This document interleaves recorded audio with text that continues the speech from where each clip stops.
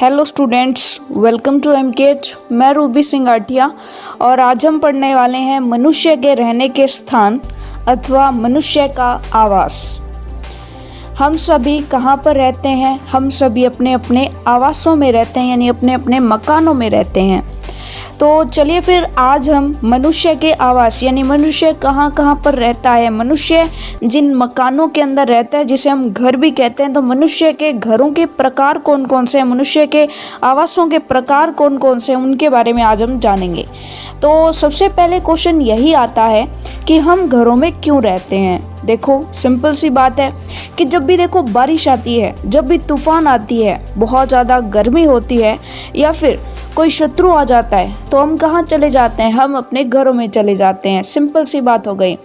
यानी कि हमें वर्षा, तूफान, गर्मी और शत्रुओं से बचाव की आवश्यकता होती है।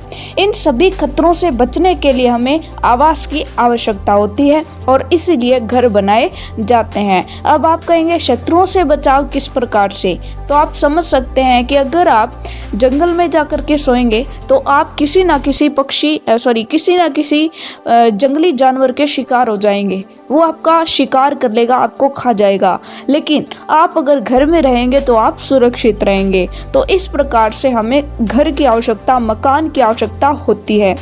अलग अलग स्थानों और क्षेत्रों में अलग अलग प्रकार के घर बनाए जाते हैं। आइए देखते हैं कि किस प्रकार के यानी अलग अलग घर कौन कौन से प्रकार के हो सकते हैं। तो सबसे पहला हमारा जो प्रकार है वह है पक्का मकान। पक्का मकान मतलब सिंपल हो गया, ऐसे घर जो लकड़ी, ईंटों, पत्थरों और सीमेंट से बनाए जाते हैं, उन्हें पक्का मकान या घर कहते हैं। ये घर स्थायी होते हैं।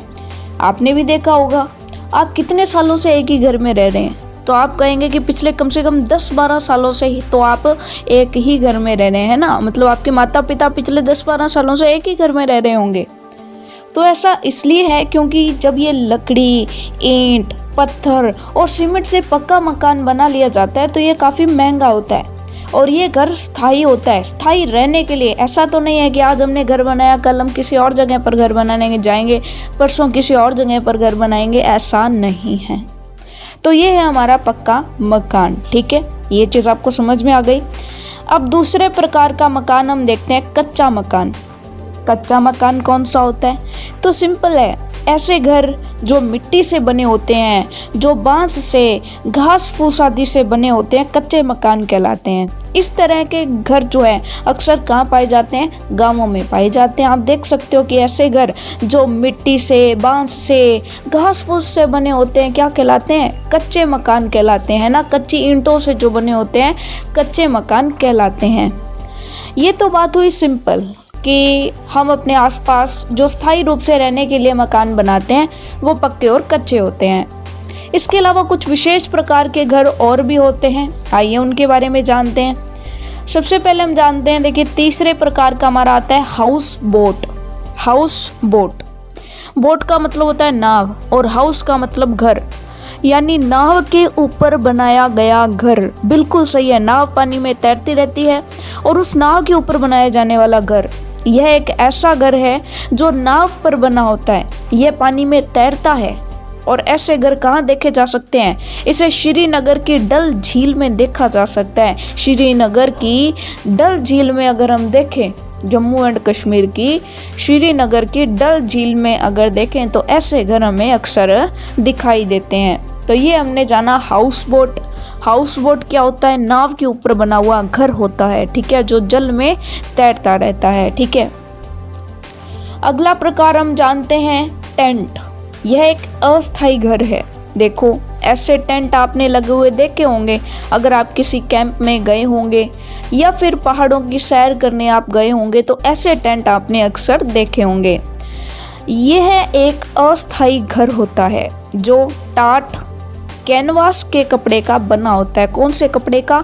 कैनवास के कपड़े का बना होता है। इसे एक स्थान से दूसरे स्थान तक ले जाया जा सकता है।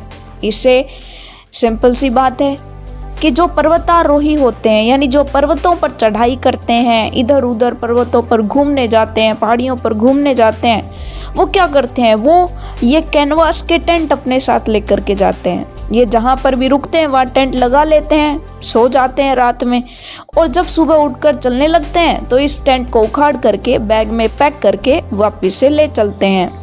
तो ये एक अस्थायी घर होता है जो टाट या कैनवस के कपड़े का बना होता है। इसे एक स्थान से दूसरे स्थान तक ले जाया जा सकता है। पर्वतारोही और सैलानी टेंटों में रहते हैं, ठीक है। ये टेंट फौजियों के पास भी होते हैं, ठीक है। तो ये हमने जाना टेंट वाले घर के बारे में। अब हम जानते हैं अगला घर, बहुत ही इंटरेस्टिंग है अगला घर है इग्लू। अरे इग्लू क्या है? इग्लू ऐसा घर है जो बर्फीले क्षेत्रों में बनाया जाता है। बर्फ के टुकड़ों से बना मकान जो होता है वो क्या कहलाता है?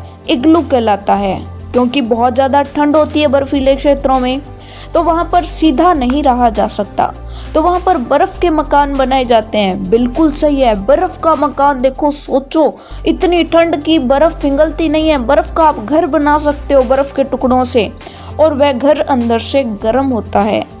बर्फ़ के टुकड़ों से बना मकान इग्लू कहलाता है। इसकी परिभाषा पढ़िए तो बर्फ़ के टुकड़ों से बना मकान इग्लू कहलाता है।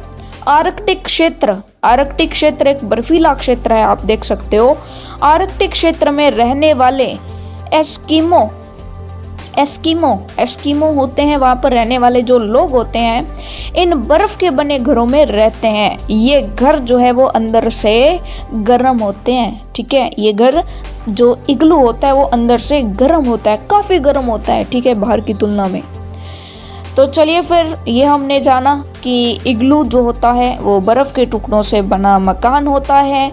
अब हम जानते हैं अगला प्रकार घर का, वह है कारवां। बिल्कुल, पहिए वाला घर कारवां कहलाता है। ऐसा घर जिसके पहिए लगे हुए होते हैं। क्या आपने कभी ऐसा घर देखा है? पिक्चर में आप देखिए, आपको ऐसा घर दिखाई दे रहा है। यह घर लोग जो हैं, यानी इन घरों में जब जो लोग रहते हैं वो क्या करते हैं कि जहाँ भी उनका मन करता है वहाँ पर अपने घर को ले जाते हैं, क्योंकि इस घर के नीचे पहिए लगे होते हैं। तो पहियों वाला घर कारवां कहलाता है।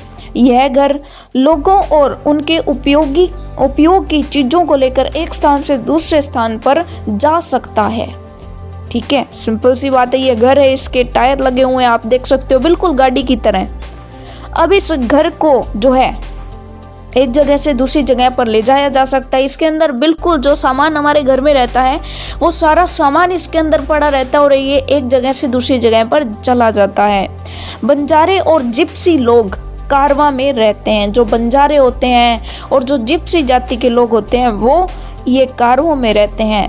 इन घरों को किस प्रकार से एक जगह से दूसरी जगह ले जाया जाता है, तो देखिएगा कि भारत के अंदर अगर देखा जाए तो इन घरों को घोड़ों, ऊंटों या बैलों की सहायता से एक स्थान से दूसरे स्थान तक पहुंचाया जाता है। यानी जो बंजारे होते हैं, आपने देखा होगा बंजारे नाचते गाते चलते हैं, और इनके जो घर होते हैं बिल्कुल बैलगाड़ियों पर इनके घर होते हैं। बैलगाड़ियों पर सारा का सारा सामान होता है, चारपाई, बर्तन, खाने का सामान, और लोग उस पर चढ़े हुए होते हैं। और ये बहुत सारे झुंड उनके जो है जाते हुए हमें दिखाई देते हैं बंजारों के। तो इन घरों को घोड़ों, ऊंटों और बैलों की सहायता से एक स्थान से दूसरे स्थान तक पहुंचाया जाता है।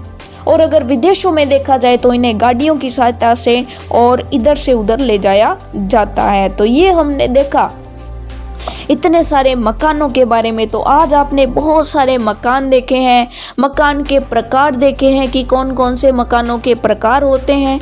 तो आज हमने जो भी पढ़ा है इसे आप अपनी कॉपी पर नोट करेंगे, ठीक है। इसे आप अपनी कॉपी पर नोट करेंगे, पक्का मकान, कच्चा मकान, उसके बाद जो भी हमने पढ़ा पूरा कंप्लीट आपको नोट्स अपनी कॉपी में बनाने हैं और उसे याद करना है, ठीक है। तो आज हम इतना ही पढ़ेंगे बच्चों, बाकी हम पढ़ेंगे अगली कक्षा में। तब तक के लिए धन्यवाद।